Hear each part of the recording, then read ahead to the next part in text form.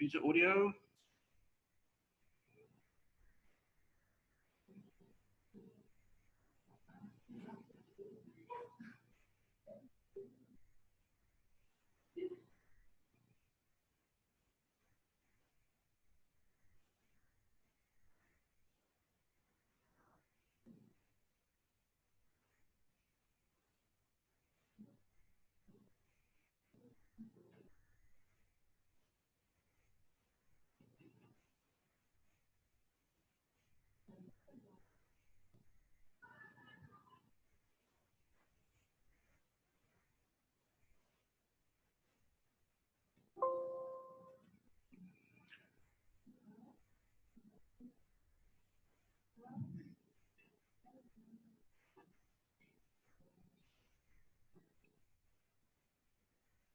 Sandra, is die klank?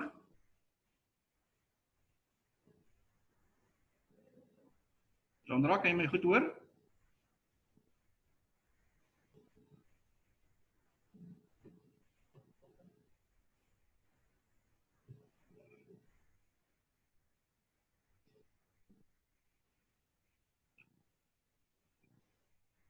Daarin, Sandra, kan jy net my aanduiding gee? Gee my net 'n thumbs up of wat ook al, as jy kan hoor. Dankie. Ja, ek kan hoor. Dankie. Jammer as ons 'n bietjie laat. Ek het net gou langsaan ons audio probleem langsaan en die audio was ook nie great geweest uit hierdie klaskamer uit vroeër die week nie. Maar as julle kan hoor is dit fyn. So ek gaan sommer onmiddellik op die skermpie sit wat ons gaan doen vandag. Sodat julle kan sien. Ons gaan na hoofstuk ons gaan hoofstuk 12 doen of ek dink is 12.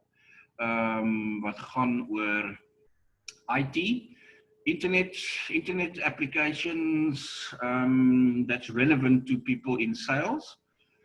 I'm not sure if anybody else is going to join us. I don't think anybody's going to join us. Okay, so let's try and get that on the screen for you guys. Everybody can see that. Tarin, julle kan net weer my aanduiding gee. Sandra, as julle sien wat julle op die skerm sien, dis dieselfde wat in die klas gesien word.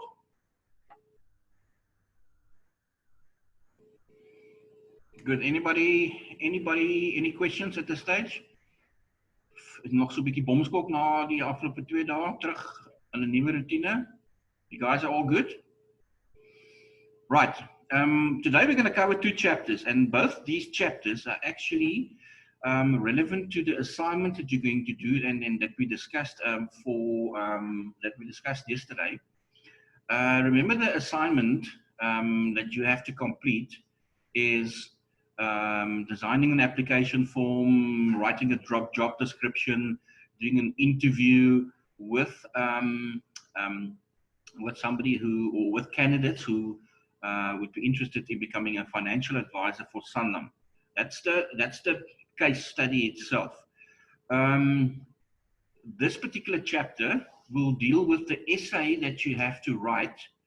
There's a 30-mark essay out of the assignment, I think, that relates to specifically the impact that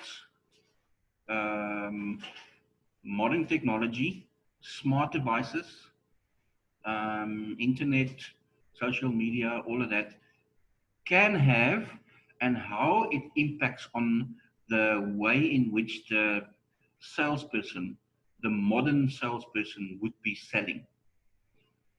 I think it's without question.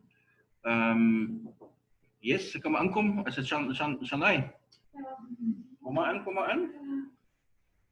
Ja.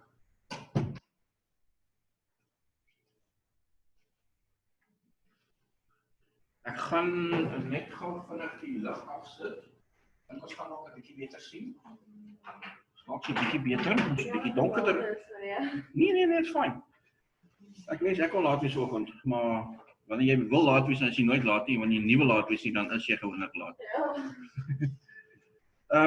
So the whole of the chapter and the whole of this period, we will be covering aspects that's related to, I think, question 6 in your assignment. the essay about internet, well, basically e-commerce, internet, any smart device, social media platform that impacts on your role and function of as a salesperson. And what is the prime objective of a salesperson? To make a sale. Yes. How do you make a sale? I know there's 10 steps in the selling process, but how do you make a sale? How do you actually get that person to agree and say, you know what? I need that product. I want that. Yes, I want one. I want two. I want three. If you, for a salesperson to be efficient, it requires that person to A, make a sale, and you make a sale through identifying the specific need that a customer have, and you link that with a product that you have available that will satisfy that need, or you identify a problem that that customer have and that you can resolve by selling them the particular product or service that you have. That basically, in essence, is what selling is about and what will make a sale successful.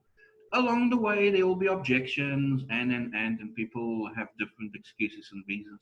And usually excuses are classified as objections. But the bottom line is, to make a sale, you need to identify the problem and resolve that problem for a number of reasons, not just to make the sale, but also if you've contributed towards resolving a problem for a customer, or you have sold a product to a customer that they are so satisfied with because you've identified the need correctly, you are going to retain that customer. And if you retain that customer, eventually, if you build a nice, long-standing relationship with that customer, they will become loyal to you. And that's what you want, because the loyal customers are those 20% that spend 80%. You all know about that particular equation.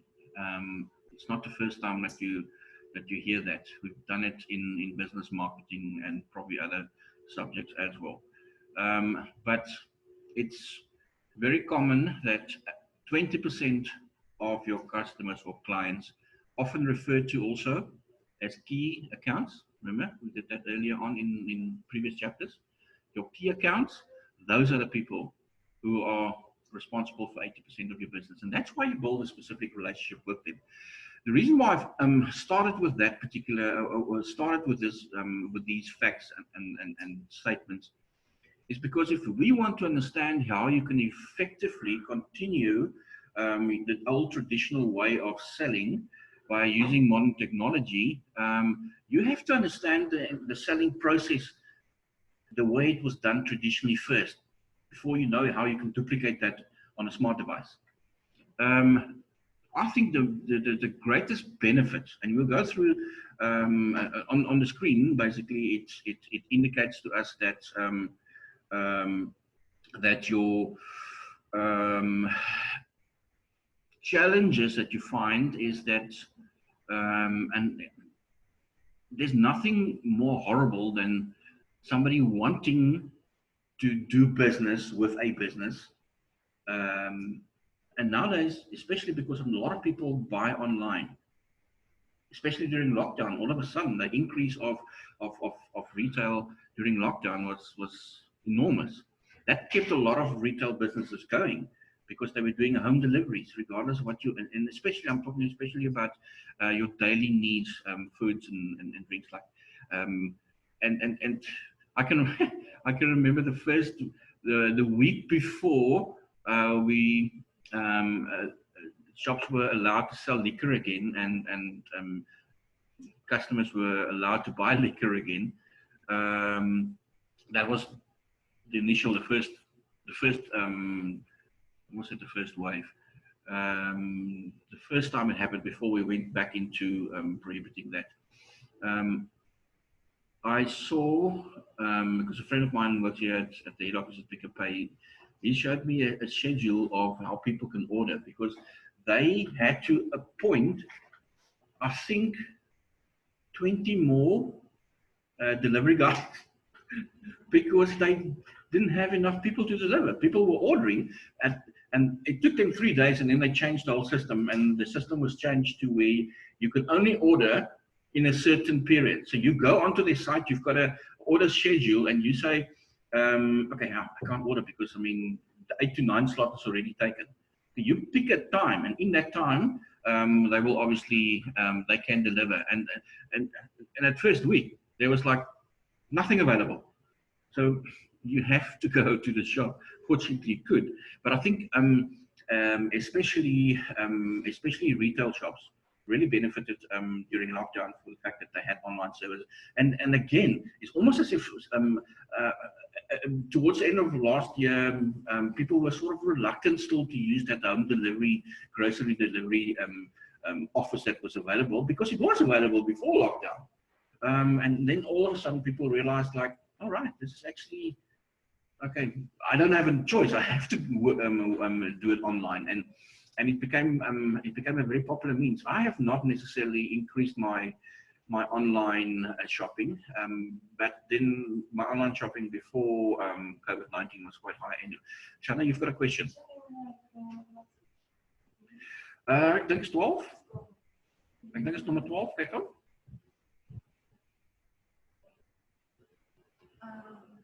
Okay. So for you to be able to be successful, you do need a proper website.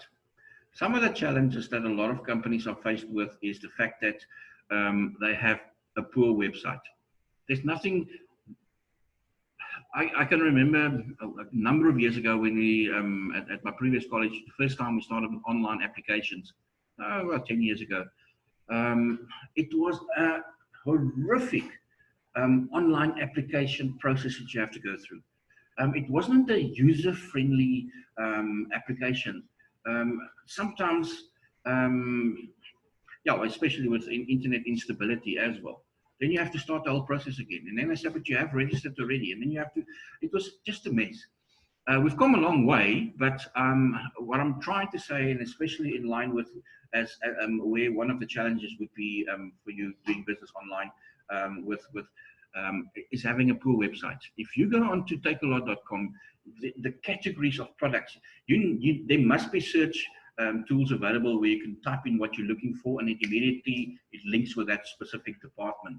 And I think where online businesses distinguish themselves from their competition is where they have a very proper website for people to buy online. But it is expensive, but it's worth the money over and over to have it done properly and professionally from the start. Then obviously there are still people who are a bit skeptic, the security issues, and I think even more so now that we have more information on what people know about you. Who saw on Netflix that documentary, social? What's it called?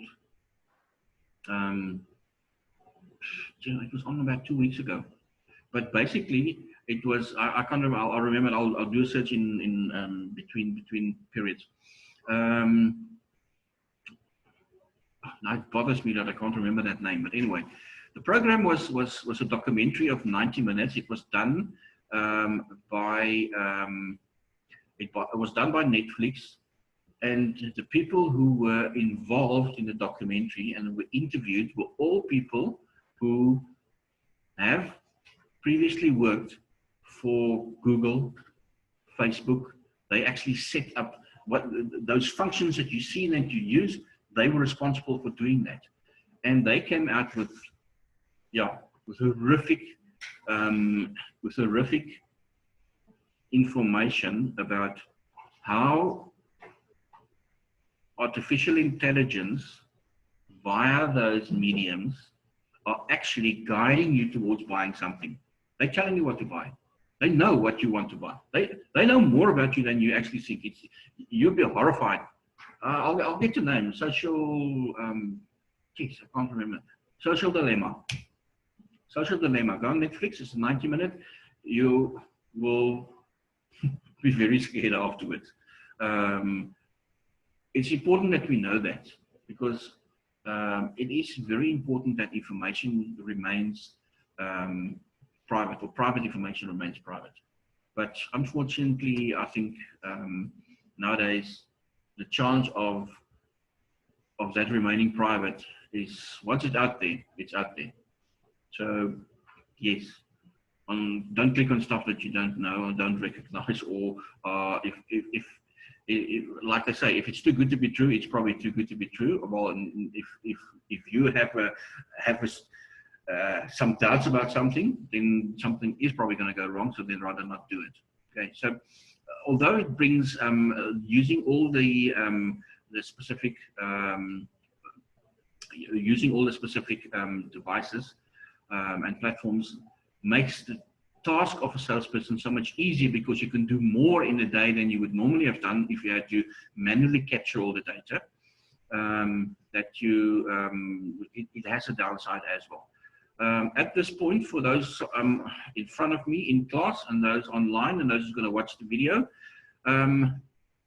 we're touching on e-commerce, but there's no section in your manuals on e-commerce, especially not the next the levels of e-commerce that's on the next slide. Okay, I just thought, and I mentioned to you here, I said to Ms. Zondag,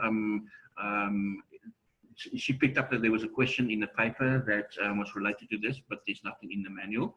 So we took it out of the exam paper for November, but I didn't remove it from the slides because it's relevant information for you to know, but you will not be tested on e-commerce, because there's no e-commerce component in your textbooks. Okay, e-commerce basically, and let's go to the next slide when we refer to e-commerce, it's just, those are just names given to the phases that we have already been exposed to. And the different levels at which e-commerce can happen is that integrated level. That integrated level means a company has a database that captures all the detail, and that information is available to everybody in a company. Let's take Prestige Academy, for instance. A new student walks in, just matriculated, wants to study here next year. They go to the marketing office, they sit with a sales consultant, and they capture information. There's the application form, name, email address, contact details, and that is captured onto the system, and that information is available to all of us. It's available to the head office, to the finance office, for the admin of the academic office. So if you have a system like that in place, and that's where the integrated level comes in. Most businesses operate like that. All the information of their customers are on there. So they can pick up on certain trends. At any point, they can click on a certain name and they can see, so-and-so still owes us 5,000 Rand. No, but they've been paying every month, so that's fine, no problem. You can see the results, you can see the class attendance, all of these things. And that is what an integrated system is about. And usually, that integrated system is supposedly only should be, for security reasons, available to that company whose system it is.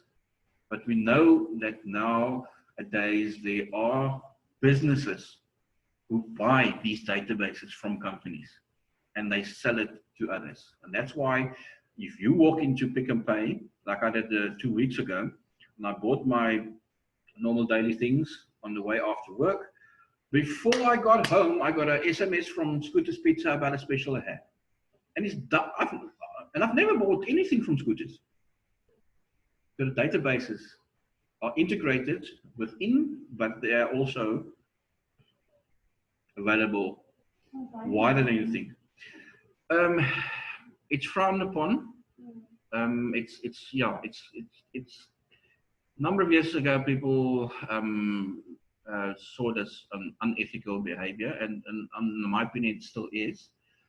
Again, with chip cards nowadays and all these kind of it's almost impossible to protect that information. And that's why I say you can fight that battle forever. And I think these big organizations also know, I'm going to fight it, but I'm going to lose the battle. I don't have enough money to actually fight them all the way. There is that FICA and RICA system in place now, and also the new POPI Act that came out that actually protects your private information. The fact is, however, that you can't really control it. If you watch that Netflix docu, Social Dilemma, you will see that it's almost impossible for you to protect that.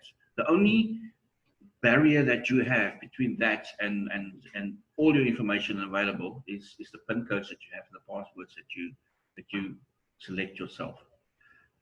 I see there's a couple of yesterday I bought electricity online as well from a new server because I'm in a new area, and when it got to registration, they said, well, now I've got to select the password, and I said, well, this is a recommended one.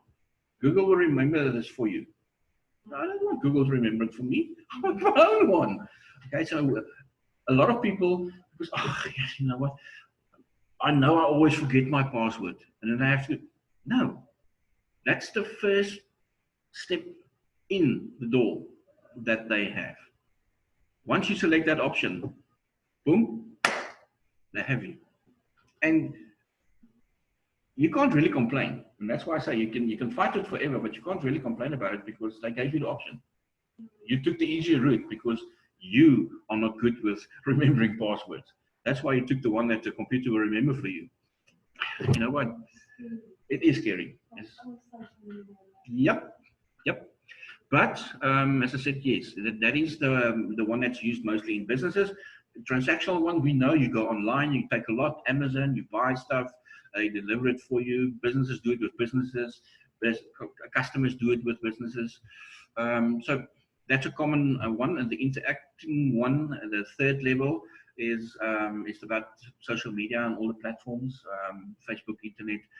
That's where people communicate. And with sometimes, as they say there as well, it turned a passive interest into an active engagement. Okay, because we live in a time where we are addicted to information. Ek wil dit eers hoor. Ek wil hierdie weet voor jy dit weet. The earth tremblings, I'm not saying it's not an earthquake, because the earthquake would mean that buildings are falling down and there's huge cracks in the surface. It didn't happen, but the earth tremblings that was felt in Durbanville on Saturday and Sunday last weekend, people are almost like in, I promise you, this is how, and tell me if I'm wrong, right? All of a sudden this happens, okay? What do most people do? Yesterday, one of my students says he had his earphones on, so he didn't, his girlfriend says to him, hey, listen, I think it was a sort of an earthquake. And then he was like, oh, immediately started tweeting. It goes out there. And you can see, within minutes after it happened, all over, all platforms, people were like, did you feel this? Must be an earthquake. And what earthquake? And Shanae says, I didn't feel it. All of a sudden, she's pulled into something that she didn't even know about. And that's the addiction to the information. And that's where we are, people. So we have to use these platforms. But the fact is, or what I want to say is, as a salesperson, you cannot not use these platforms, because that's where your prospects, where you can still communicate with prospects or clients who've already bought from you, who are converted from prospects to customers. So you keep in touch with your current clients. I mean, we all get it daily. Yesterday, 9 of them before 12 o'clock. Reminder of this. You're a valued customer, yeah, so this and that. They keep on sending you stuff the whole time. I mean, on average, they say about 5,000 exposures in a day that we each experience in different forms, and not just on the electronic platforms. But for a salesperson, it's important because you keep in touch with your customers, but you also because you're part of a different network, you source new prospects in that way. So it is very important. You cannot not do it. You cannot not do it. And therefore it's important that you should be aware of what is available. And then finally, we also have your published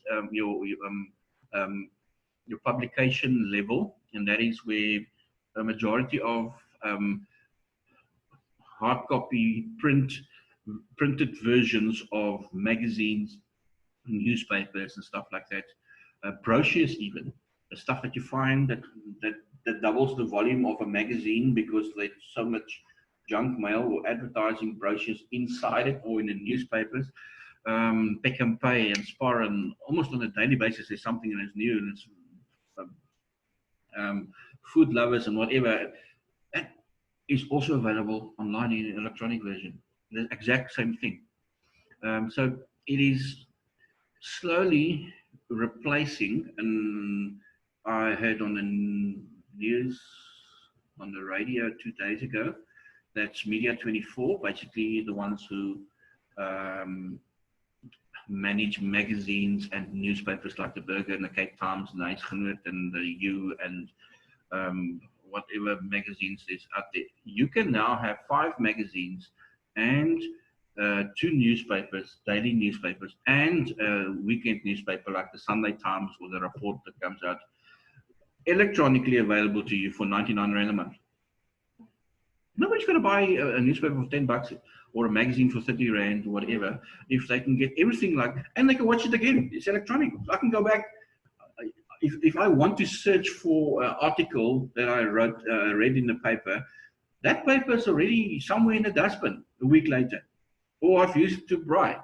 So the fact is, when it's electronic, it's available again. I go in the date, date is 1st of September. Go 1st of September, I see everything that happened on the 1st of September. It's there on my screen. So it's another way in which the electronic or how the technological or electronic versions have replaced sort of the hard copies, and therefore it doesn't mean that if there's still a hard copy available, like a newspaper or a magazine, that you shouldn't be advertising that magazine, but also make sure that you do that electronically as well. Okay, so that is, and then obviously, yes, I've almost left out one of the most important ones nowadays is the fact that all your textbooks are available in an electronic format. I've never seen that book, but I've got the e-version that we got from the publishers. I mean, and that's most of I'm doing some research and development for a few other colleges as well, helping to design material and stuff like that, and assessment criteria.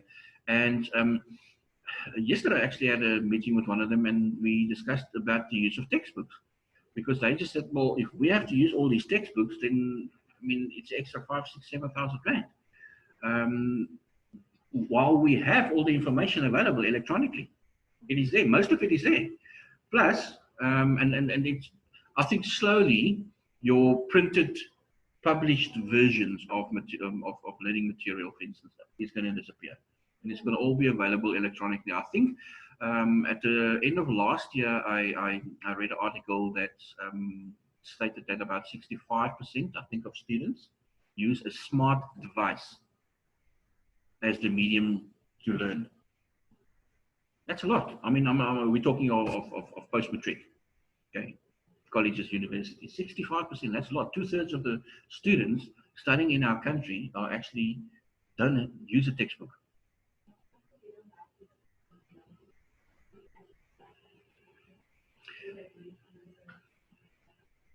I think you're quite right. There's so many alternative ways of getting the information, and in which it's made available to you.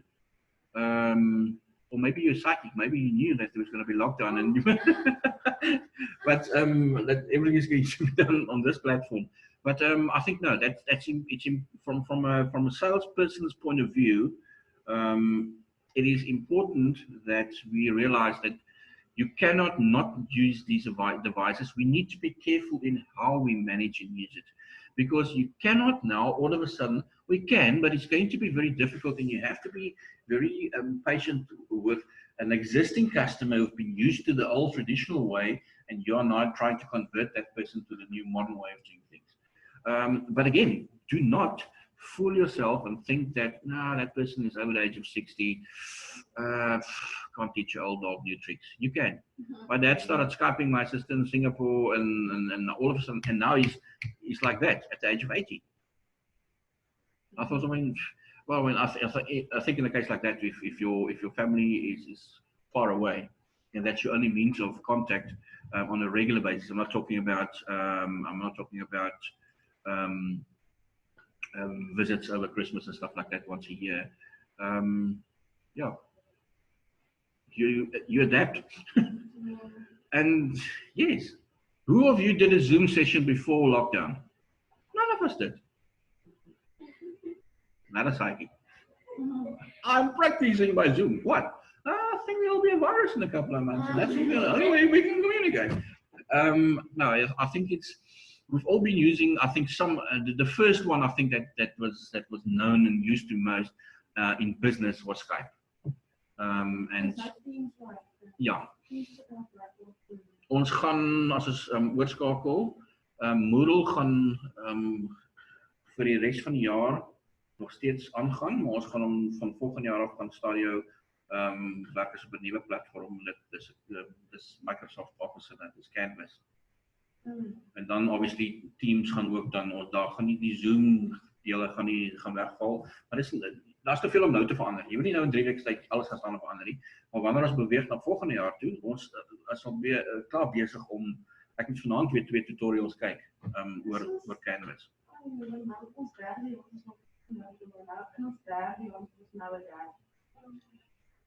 Snaaks genoeg, om eerlik te wees met jou, en ek het nou nog nie die hele program klaar gekyk nie, al die tutorials wat ons moet doen nie, en ons het nog heel wat voor lê, maar ek het met baie mense gepraat al wat op al die platforms werk gereeld. En die een wat hulle die meeste van hou is die uit 'n gebruikersoogpunt. Is Canvas, is Microsoft Office, ja. So Teams as 'n kommunikasieformaat en Canvas as 'n platform waarop die studente se inligting gelaai gaan word en gaan beskikbaar wees en waarop jy assignments gaan submit is actually beter. Ja, nee, dit is definitief 'n verbetering. Ek dink Microsoft het so 'n bietjie van 'n knock gevat met ewe skielik het hulle gerecover. Met Apple of met Mac, ja. Docs gebruik. En dan gebruik ons Google Docs. Dis reg. Almal gaan programme gebruik. Yep. So ek dink die eerste deurbraak wat Microsoft gedoen het, is hulle het Microsoft Office beskikbaar gemaak gratis vir skole. Oh wow. So dit was my kinders het of my seun wat nog op skool is het deur die hele lockdown het hy team sessies gehad met sy juffrouens. Die skole doen dit en dit is hoekom ek sê die hoeveelheid gebruik is. Jy kan dink hoeveel skole is daar en hoeveel kinders is na skool. So hoeveelheid gebruik is dit 'n bietjie stelsel voor. En uiteraard as jy deel is van 'n Stadio groep, dan het jy baie meer studente as net die wat op hierdie kampus is wat op dieselfde stelsel moet gebruik. So jy het 'n meer gevorderde stelsel nodig, 'n stelsel wat daai volumes kan hanteer. So ek is opgewonde, dis weer nuwe goed. Maar weer eens ek dink in lockdown het ons baie geleer oor onsself en ons het geleer dat jy's nooit uit ons leer nie. Jy gaan genuine elke dag nuwe goed leer. Scary, maar dan sê hulle ons gebruik nie 2% van ons brein. Effektief of gereeld.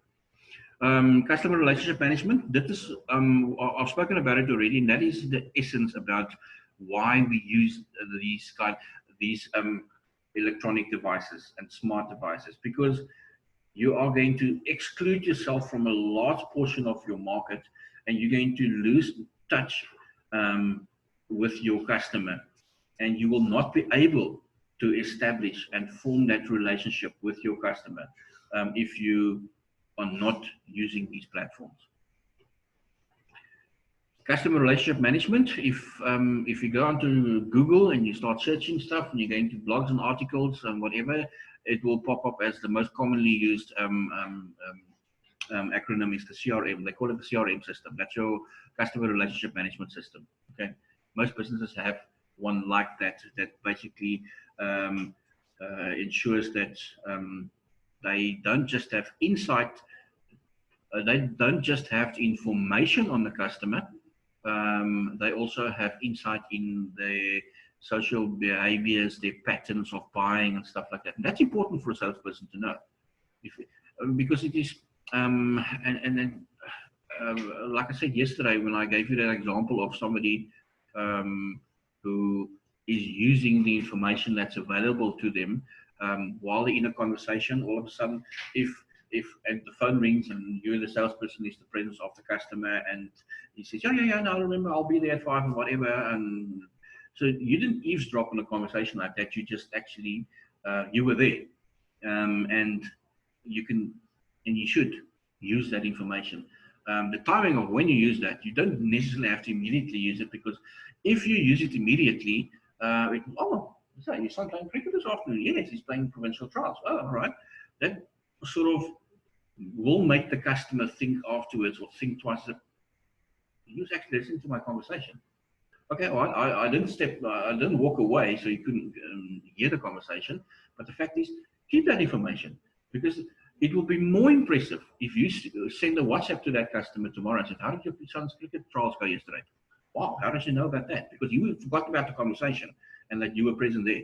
So it's using the information that's available at the right time also that makes you a successful salesperson. In other words, you don't use all your cards. You don't play all your aces at the same time. If you're playing rummy and you've got the joker, I mean, you immediately get rid of the joker because you don't want to be caught with it in your hand, or actually do you use it?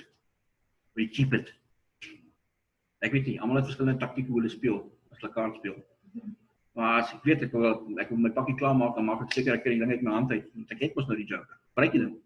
Okay, so die inligting wat ons het, moet ons op 'n sensitiewe manier gebruik. Ons moet nooit vergeet dat die cliënt bly die belangrikste persoon. The customer still remains the most important element in sales.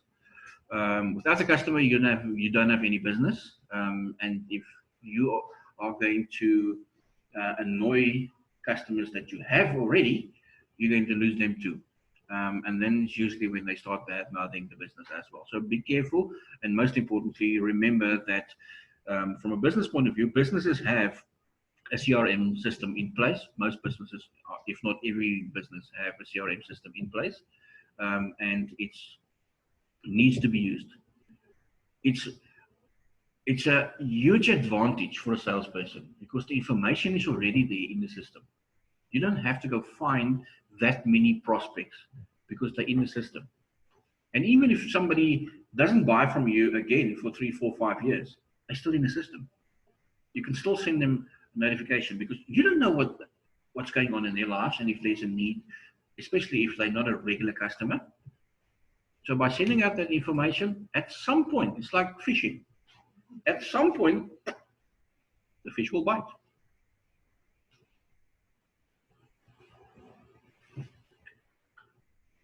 Salesforce automation is a SFA. You will see that also is the acronym that's used on the internet. If you are searching for a specific topic, you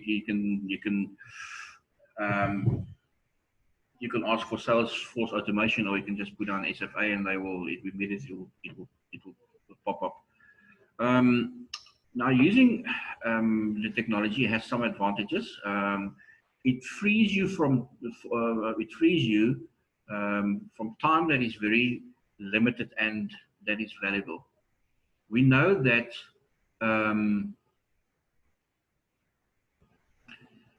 there is not a right time to make a sales call, because whatever time, we've got a minute to go and then we're going to cut out. So guys, online, Tarin, julle moet net asseblief as die minuut verby is en die Zoom sessie stop, skakel net weer in en dan sal ons onmiddellik weer voortgaan met die res van die periode tot die uur verby is. Wat obviously 10:25, ja? Ons is 9:25? Ja, ons sal onmiddellik dan weer inskakel. Right. Ons mag dalk 'n bietjie langer aangaan. Julle het gelukkig 'n dubbelperiode, so dit affekteer nie vir iemand nie die tyd nie. Jy sien dat julle na volgende klas toe moet hardloop waar ander dosent vir julle wag nie. So op hierdie punt, ek gaan voor ek voortgaan vir die benefit van die mense wat gaan Zoom, stop ek net gevindig hier, so ek sal nou voortgaan met hierdie, ek gaan net vir hierdie sessie eindig vir almal en dan skakel Tarin en Sandra, julle skakel net gevindig weer in by my, hoor.